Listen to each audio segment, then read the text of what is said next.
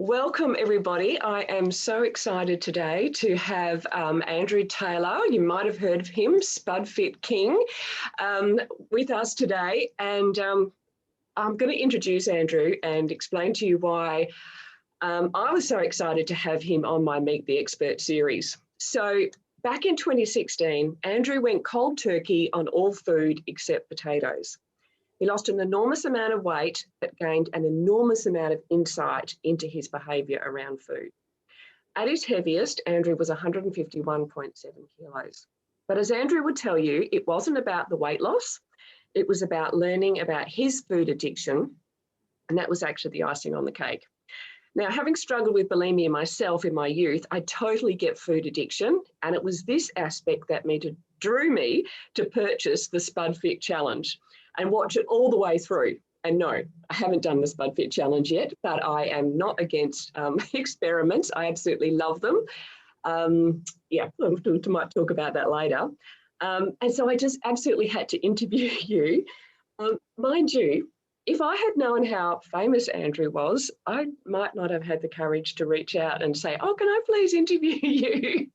Because when I started researching you to do, the background for this interview, I realised that you have rubbed shoulders with the likes of John McDougall, the starch solution guru, Neil Barnard, my, online crush, and then, like, Rich Roll. Now, did Rich Roll interview you, or did you interview him? We've actually done both, but first of all, he interviewed me, and then later on, I interviewed him. Yeah. Oh gosh, yeah. Look, go and check out Rich Roll. He's so inspirational, isn't he? He's a great guy, and it's pretty weird to call people like him and John McDougall like friends. Yeah, it's a strange feeling still all these years later. But yeah, thank you for that lovely introduction. And I have to say, I'm with the course that you've done the course, you said, and you haven't actually done the SpudFit Challenge yourself yet, but I actually think that's pretty cool, because the way the course is, the way I made the course, I would really hope that you can get something from it without actually eating only potatoes. If you follow the course and do the worksheets, it's not, in the end, it's not really about potatoes. It's about learning about yourself and learning about your own relationship with food, and learning how to change things. And, whether you decide to eat only potatoes or do something else, I don't think it's all that important. What's important is that you do the work and journey within. Oh, look, I totally agree. I totally agree. And, my first question to you is, like, back in 2016, when you first did the potato challenge, when did you realize that it wasn't about the food, it wasn't about the weight? I think I knew that really before I started. Okay. That was, for me, from the beginning. Before I started, I never had a weight loss goal. I thought I would probably lose weight, but I didn't think I would lose as much as I did. It was always about the changing my relationship with food from the very beginning. And I realized that 1,000 times before I'd tried to lose weight, and every time I'd failed. And maybe now I've got to stop trying to lose weight and start trying to actually solve the reason why I gained weight, and get to the core of the problem. So that was really what it was all about from the very beginning. And yeah, of course, I'm happy that I lost weight, and I'm happy that I gained health and all of those things. But really, those are side bonuses. The actual goal for me was to just change the way I thought about food and its place in my life. Yeah. And so what is it like now? So what is it like now if you go somewhere like a typical, Aussie party, and it's got all of the meat, all of the sweet treats and all that kind of thing? Were you a sweet person or a savoury person? I was just an anything with junk person. Yeah. No, that was, I was always confused by people who said they preferred sweet or savory or whatever. I just liked it all. Yeah.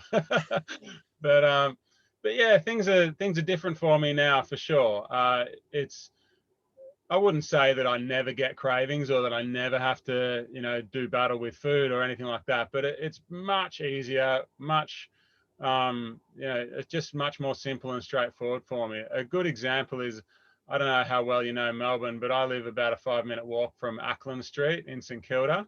And that's a famous street. It's a tourist attraction street. And one of the reasons, there are lots of reasons that people love Ackland Street, but one of them is that there's a few cake shops in a row. There's 3 or 4 famous cake shops all in a row, and they have amazing window displays and all that. And I walk past those cake shops every day.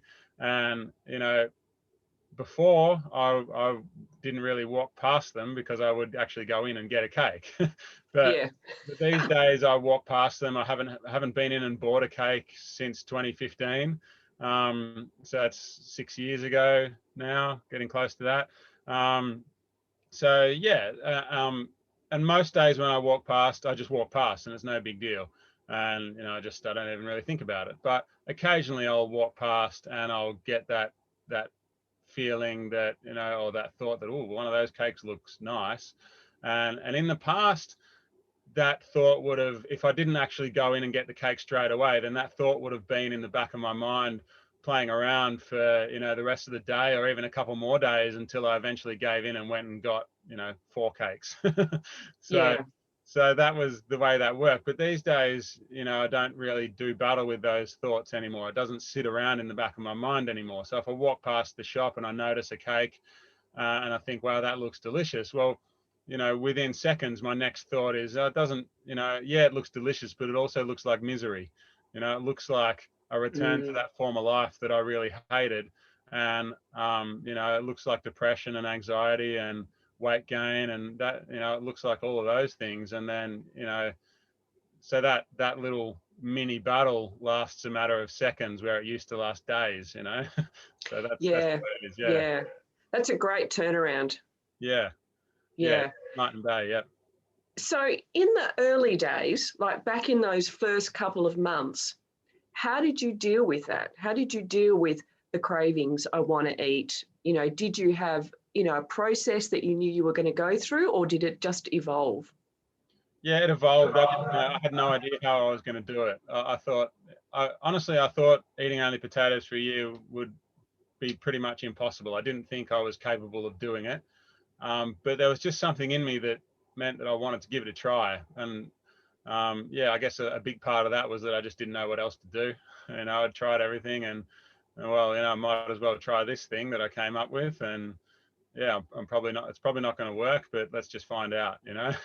So, and I know I didn't know how I was going to do it. I had no idea, but yeah, it evolved over time and new ideas came up, and this is a topic I could talk about for hours and hours. So yeah, but yeah, new ideas came up as I went along.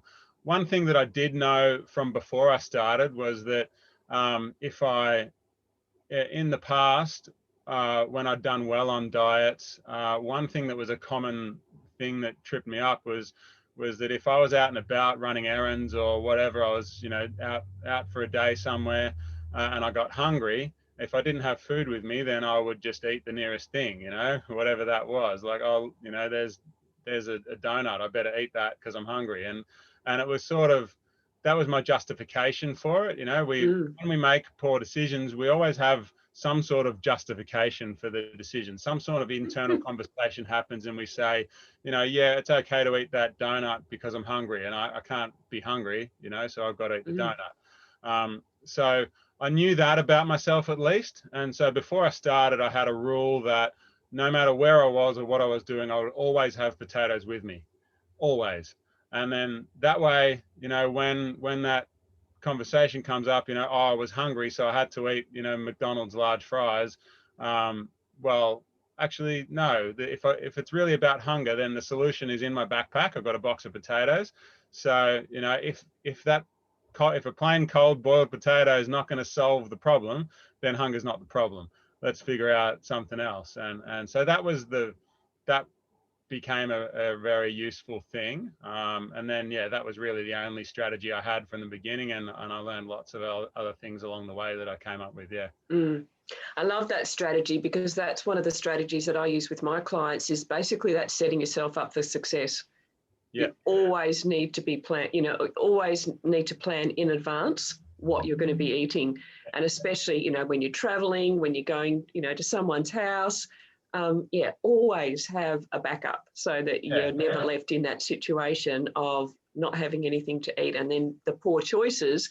And, you know, for people who have those food addictions, it can then just be a downward spiral.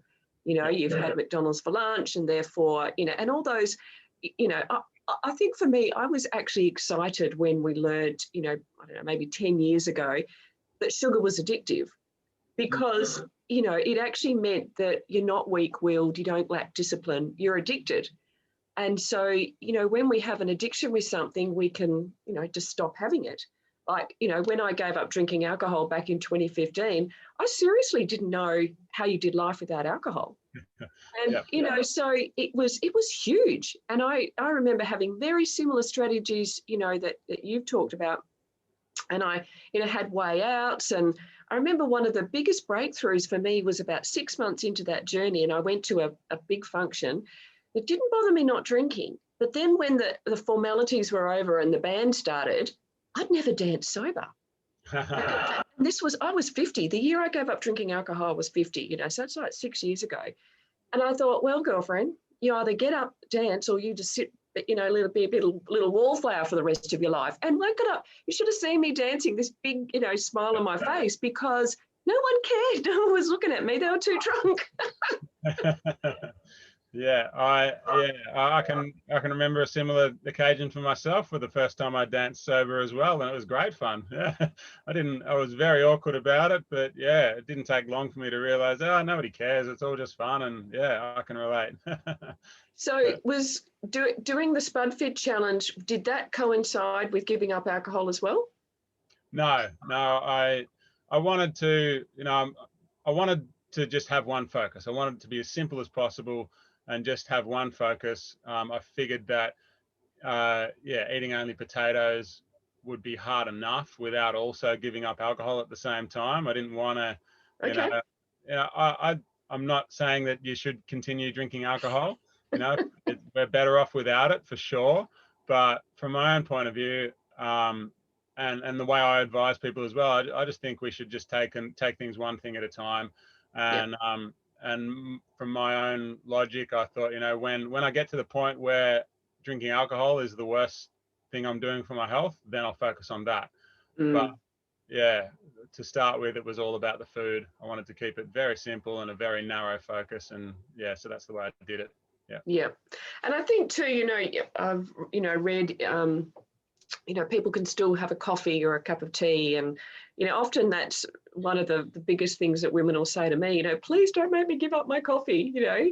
And, you know, I don't, but I do have some rules like, you know, especially for women, having coffee on an empty stomach first thing in the morning, it's not helpful.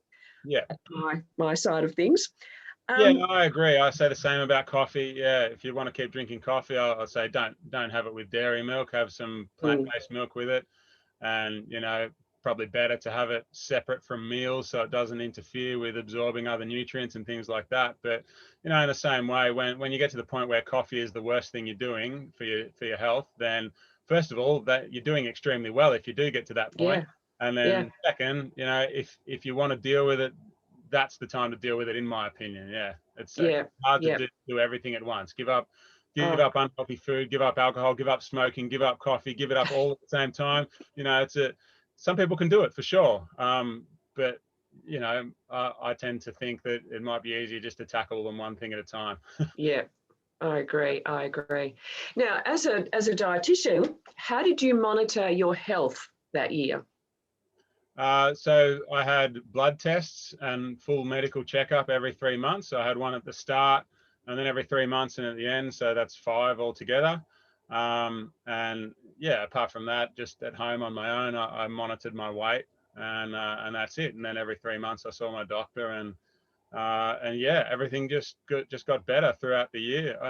I expected that, you know, I'd done a lot of research into this idea before I actually did it, and I have a science degree. I'm not a dietitian myself, but I have a science degree, so I do understand how to interpret science and data and all that sort of stuff. So I was very confident that it would be physically healthy for me, but it was still nice to see those numbers come in and back up what I was doing. And yeah, my numbers my blood numbers and all of my various health markers only got better throughout the year. So that was really nice. And one thing I know, I can hear people asking, what about your iron? Was your iron fine? Yeah, that was an interesting one because,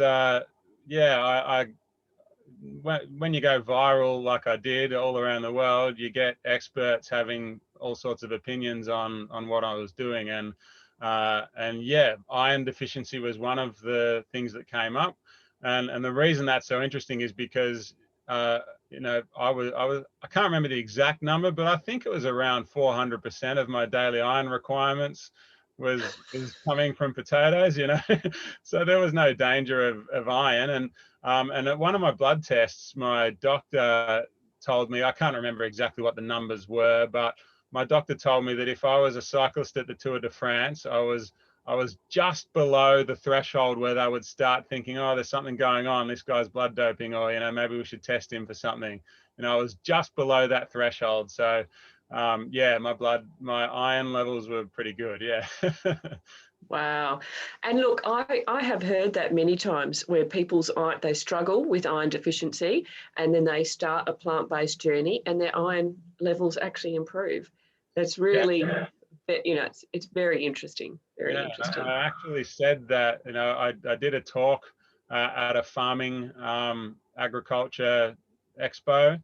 So I told them all about my year, and then a beef farmer got up and said, yeah, but what about your iron? And then, of course, all the other beef farmers in the room were like, yeah, iron, you can't get enough iron. And and they weren't very happy with that answer that I just gave you. No. And so what is your diet like now? Is it still 50% potatoes, or is it more? I know you've got another course, a follow-on course called Mega Foods. Yeah. So I before I came up with this Mega Foods idea as a better way to explain what I do, I used to say I eat a whole food potato-based diet.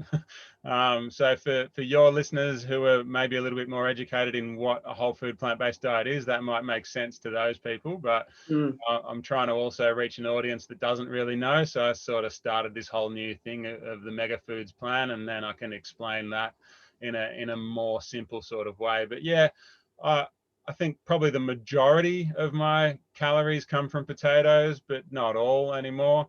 I eat grains, and I eat beans and fruit and vegetables.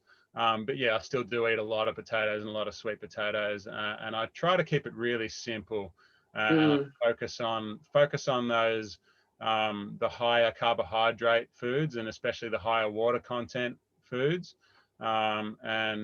And just keep it really simple, and focus on living life rather than food in my eyes should be something that helps you fuel your best life and helps you do all the things that you want to do, do all the things that make you. So that's what food is for me. And I do enjoy my food, but it's still very simple, and I eat the same meals over and over again, and it's a good way to be. I agree. I know one of your sayings is make your food boring and your life exciting. Yeah. I love that. Yeah. Well, too many of us, and myself included, from my past self, obviously, we live to eat. Yep. When I was having breakfast, I was already thinking about what I'd be having for lunch, and I would be planning meals ahead of time, and I had a bunch of cookbooks, and I spent hours in the kitchen all the time, my food was interesting, no doubt. It was interesting and exciting food, but that was about the only thing in my life that was interesting and exciting. The rest of my life was, pretty crappy, to be honest. Yeah. So now my food is not as exciting as it was, which might be a horrifying thought to some people. But I always say that no individual part of our life exists in a bubble. So it's not like food happens over here, work happens over here, family happens over here. They're all related. So if you change something about your food, it's going to affect your family life and your work life and everything else. It's all affected by each other. So yeah, my enjoyment of food is not what it was. I don't enjoy, it's not so exciting and, entertaining like it used to be. But as a result of doing that, every other part of my life is more exciting and more entertaining. And it's a Yeah. trade-off I'm happy to make. It's my life is so much more fun and exciting and enjoyable than it was before. And I still enjoy my food, just not, it's just not the feature of my life that it used to be. Yeah, yeah, and that's the point, isn't it? I think my current resistance to I am going to do the potato challenge. My current resistance is, I just don't know whether I can do potatoes for breakfast because I love my oats so much. Yeah, I get that all the time. That's one of the most common questions I get. What about breakfast? What am I going to do for breakfast? And the short answer is that potatoes are edible at all times of day and night. Yeah, just eat a potato, it'll be okay. And yeah, oatmeal is obviously very healthy, so I'm not yeah, gonna I know. discourage eating oatmeal for breakfast. The point is not to get you to stop eating oatmeal. The point is really it's about learning to make hard decisions, basically, to get good at making hard decisions. Yeah, And choosing to eat a potato instead of your oatmeal, yeah, that's a hard decision, and you can practice making hard decisions and get better at it. And then when the time comes that you're at a barbecue and you're presented with, a plate, a cake or something for someone's birthday, then that's a really hard decision. But the good news is you've practiced it every morning, mm, and mm, that's a harder decision because cake is amazing, but because you've got that practice, you've been practicing for this moment. You've said no to oatmeal every morning for the last 3 weeks or whatever, and now you're ready to say no to a harder decision in the cake. And yeah, yeah. that's really what it's all about. And it's not just about the weight. It's not about resisting the cake. It's about the empowerment. Mm-hmm. It's so empowering, Yeah. when you can do those things. And I think especially if you understand that, feeling like food controls you, then this is just such a perfect way to do that. Because I've always said, what do? You can stop smoking, you can stop drinking alcohol, but you can't stop eating. Mm. And like one of your comments is, the potato challenge is like a fast without the hunger. I love it. Yeah, well, the sense of pride and self-esteem that you get Yep.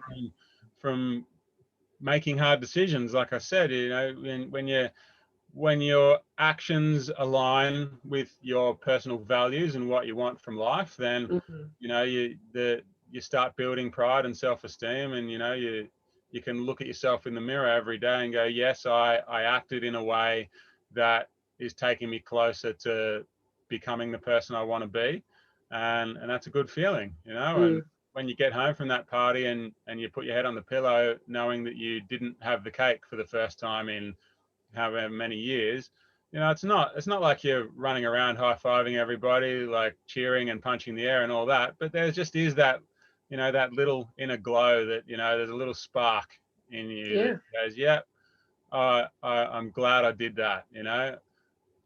It's, yeah, like I don't think anyone's ever, plenty of people have not wanted to go to the gym.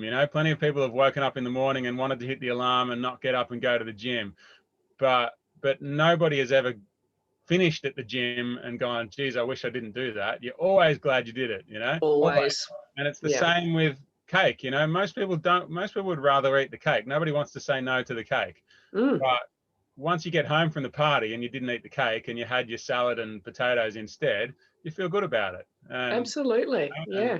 and that feeling only builds. You do that over and over and over again, and you just start feeling better and better and better. Absolutely. Yeah. Absolutely. And now, look, I just have to say, I love the community that you've created. You are so, I was going to say nourishing, but you're so non-judgmental, and I just think it's so exciting to have a man in this space, because there are so many women, doing this, and but to have a man in this space and to watch you, comment so connectedly, so beautifully to, you know, people's struggles is just such a credit to you. And I, you know, I watch your comments and to people, and yeah, I just wanted to, you know, thank you for that, because you've created a beautiful space, and, you know, for men especially, but the women get just as much, you know, comment and encouragement from you as well. But you really know how to, you know, hit the nail on the head, you know, for people's struggles. Thank you very much. That really means a lot to me. That's exactly what I strive for, is to create that sort of environment. And you know, I view my own job as a coach when I'm working one-on-one with people, and when I'm interacting in our online community on Facebook and all those things. You know, I'm not there to judge anybody. I'm not there to tell anybody what's right and what's wrong, or you must do it this way or that way or whatever. I view my job as to just ask questions and help people to understand themselves a bit better. You know, if somebody makes a certain decision that they're not proud of, my job, they don't need me to tell them that that was a bad decision. They already know that. They don't need me to say, hey, you know, don't do that. Like, they already know that they don't need it. They don't want to do that. It's pointless for me to add to that weight that's already on their mind. I would rather ask a couple of questions that would help that person maybe think in a little bit of a different way, or see something from a new perspective that might help them make a different decision next time. And of course, sometimes you've just got to give some information. You know, the reason that that was a bad idea is because of this and this and this. I don't need to say that is a bad idea and you shouldn't have done it. They already know, but I can help them explain, maybe understand the reasoning why that's a bad idea, and I can, you know, help them to hopefully, like I said, see things from a new perspective and make a different decision next time. That's what it's all about. Yeah, exactly. Set themselves up for success next time. Yeah. Now, the future for you, Andrew. Like, have you finished the study? Because I noticed on your homepage it said you were doing some studies. Is that recent? More studies? That is recent, but I should update that because I've actually stopped now. Okay.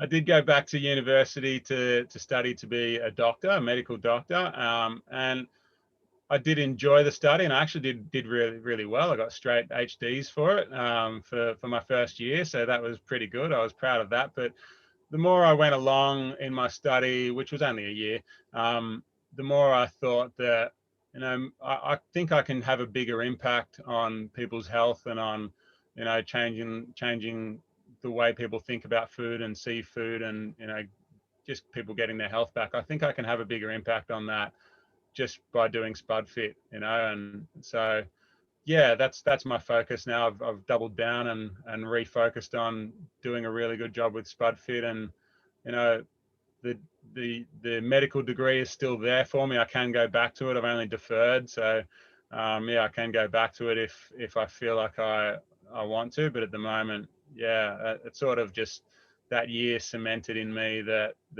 Spud Fit is really, I think it can have a big impact, and I don't necessarily need to be a medical doctor to be able to help people with their health, you know. Yeah, agree. Totally agree. And what I found exciting is that you said that one of your dreams was to open a food addiction rehab clinic. Is that still on the cards? Definitely, that is still a dream. I wouldn't say it's going to happen in the near future unless something changes sometime soon. But yeah, that is definitely still a dream, and hopefully we'll get that happening one day. We'll see.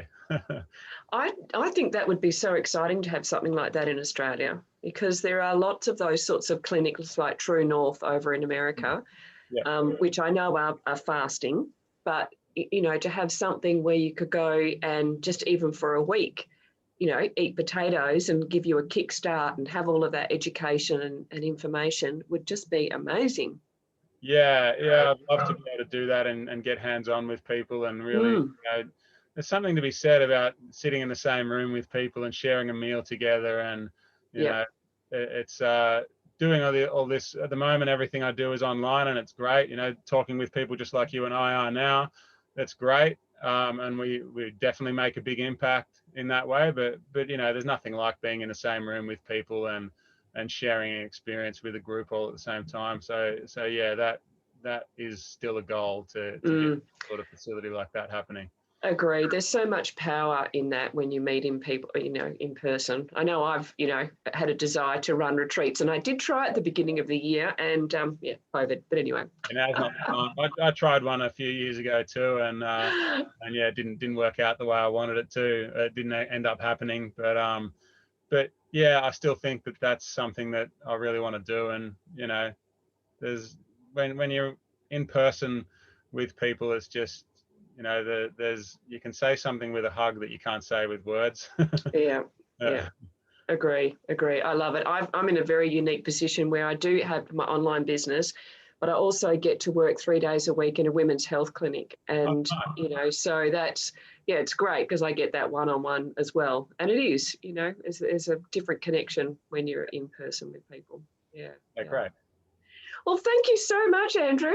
I will put all of your details in the show notes. Is there any parting comments that you would like to make?